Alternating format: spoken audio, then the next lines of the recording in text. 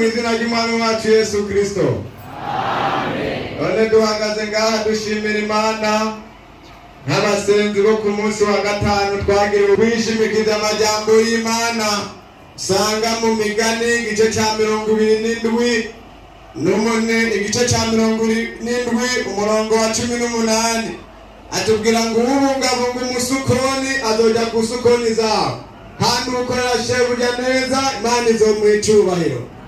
Twisunze kandi n'ayandi majambo dusanga muri Yesaya igice ca 60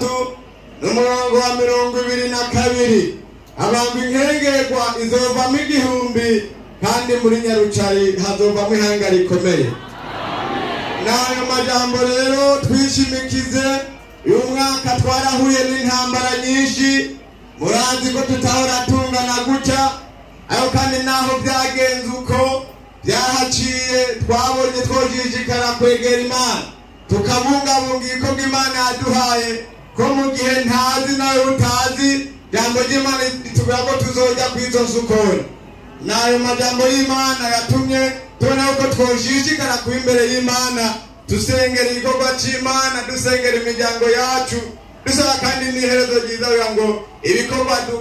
dukorera ngaha mu isi bize byibuke ku munsi w'urubanza. Yesu abahezagire.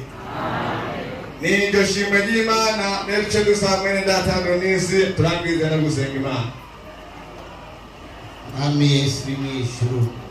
Mana uhoraho Mana ugororotse turagushimiye nyakubahwa turagushimiye Kristo Yesu turagushimiye ingene watugiriye neza nyakubahwa turagushimiye ingene wabanye natwe mu mwaka wose urangiye Mana turagushimiye ingene wabaye hagufi y'ubugingo bwacu turagushimiye ingene wadushoboje Mana kuduga ku musozi tuje kugusenga kandi nawe ukatwumva ukabana natwe turagushimiye kuri uyo mwaka wose warangiye Mana turatanga icubahiro n'ishimwe n'uryakire turagushimiye n'iyi tariki Mana iyi tariki tubonye turonkejwe nawe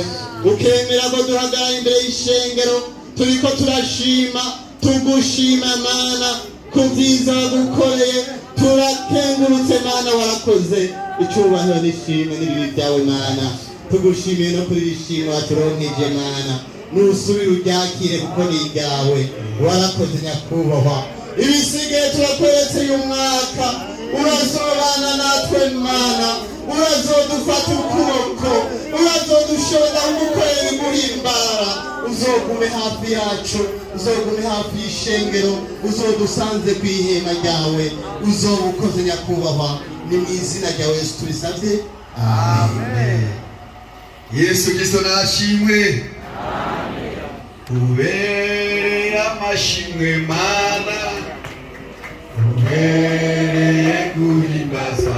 tuhagume tugorore imitsi twese kugira ngo tumaze umwanya twicaye